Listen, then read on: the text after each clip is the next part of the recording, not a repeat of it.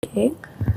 Pertanyaan yang berikutnya, dalam Kejadian 10 ayat 25 dikatakan bahwa bumi terbagi pada zamannya Pelek.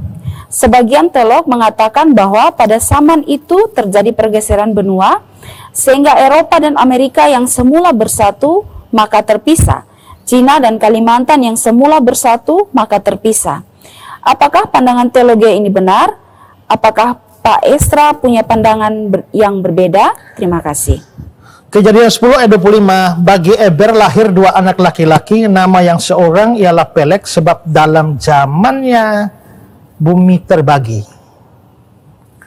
Nah, bumi terbagi di sini itu kalau diartikan bahwa ini terjadi pergeseran bumi. Lalu Eropa dan Amerika pisah, Kalimantan dan Cina pisah. Menurut saya itu eisegesis. Eisegesis itu adalah ada paham tertentu yang dicoba cari ayat untuk mendukung. Itu bukan penafsiran Alkitab yang baik. Penafsiran Alkitab yang baik itu adalah eksegesis, di mana kita mempelajari teks itu bermaksud apa, ya, teks itu bermaksud apa. Nah, kalau kita melihat ini ya, Kejadian pasal 10 ya, kalau kita melihat kisah Kejadian 11, itu orang-orang mau mendirikan sebuah menara yang katanya puncaknya sampai ke langit. Itu di Kejadian 11. Lalu di Kejadian 11 itu ayat yang ke-9, setelah mereka mau dirikan menara, kota, lalu Tuhan turun kacaukan mereka. Dia ayat Kejadian 11 ayat 8 itu ya. Demikian mereka diserahkan Tuhan dari situ ke seluruh bumi dan mereka berhenti mendirikan kota itu. Itulah sebabnya sampai sekarang nama kota itu disebut Babel. Berarti Babel itu baru ada di Kejadian 11. Tapi kalau kita melihat di dalam Kejadian pasal 10, Kejadian 10 ayat 10, mula-mula kerajaannya terdiri dari Babel. Loh, kok Babel saudara di Kejadian 10? Padahal baru diberi nama, itu Kejadian 11. Nah, itu berarti bahwa memang Kejadian 10 dan Kejadian 11 ini bukan urutan kronologi. Ya. Maksudnya adalah bukannya Kejadian 10 terjadi sebelum Kejadian 11. Atau Kejadian 11 terjadi setelah Kejadian 10. Tapi Kejadian 11, kisah dalam Kejadian 11 itu terjadi di sela-sela atau di antara Kejadian pasal 10. Karena itulah maka beberapa istilah yang muncul di situ itu harus dipahami dalam hubungan antara Kejadian 10 dan Kejadian 11. Konteksnya begitu.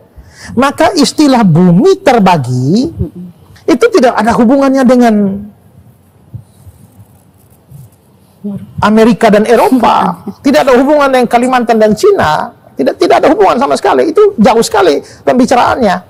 Nah, kelihatannya bumi terbagi di situ itu berkenaan dengan apa yang terjadi di Kejadian 11 itu. Yaitu Kejadian 11 itu ayat yang ke-8, demikianlah mereka diserahkan Tuhan dari situ ke seluruh bumi. Mereka kan manusia kan zaman itu hanya bersatu saja kan. Setelah zaman Nuh turun lalu mereka bersatu di sekitar wilayah Sinear, Mesopotamia. Mereka mau dirikan menara dan kota dan menara supaya kita jangan terserah ke seluruh bumi. Jadi mereka tidak mau. Tapi ternyata Tuhan kacaukan bahasa mereka, lalu akhirnya mereka terserah ke segala macam. Nah, disitulah istilahnya bumi terbagi. Jadi bumi terbagi itu merujuk pada perserakan manusia pasca menara Babel. Nah, untuk meyakinkan itu saya akan membacakan ayat Kejadian 10 ayat 25 tadi ya, bumi terbagi itu dalam terjemahan yang lain.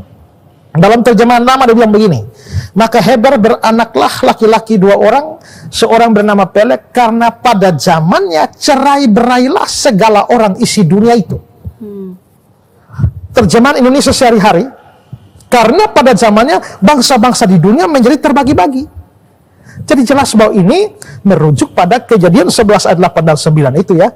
Mereka diserahkan Tuhan ke seluruh bumi, dan di akhir ayat 9 Kejadian 11, dari situlah mereka diserahkan Tuhan ke seluruh bumi. Jadi bumi terbagi itu berserakan pasca menara Babel, dan tidak ada urusan dengan bola bumi atau kerak bumi kita yang berpisah planet-planet, apalagi Kalimantan dan Cina. Ya, Eropa dan Amerika. Eropa dan Amerika. Ya. Ya. Baik, Pak. Yayasan Karya Bakti Esra Soro atau disingkat KABES hadir sebagai wadah untuk memberitakan Injil dan melayani secara holistik. Yayasan ini didirikan oleh Pendeta Esra Alfred Soro di Kota Kupang, Nusa Tenggara Timur dan bergerak di bidang sosial dan keagamaan. Yayasan ini memiliki visi menjadi lembaga yang mempunyai andil dalam membentuk kekristenan yang gigih dalam memberitakan Injil serta setia kepada ajaran yang alkitabiah dan melayani secara holistik.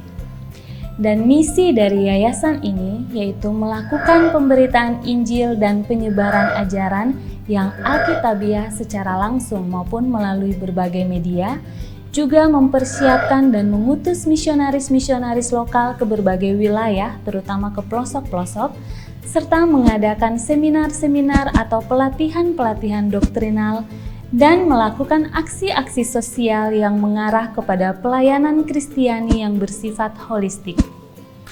Berikut serangkaian kegiatan yang telah dilaksanakan oleh Yayasan Karya Bakti Esra Soro.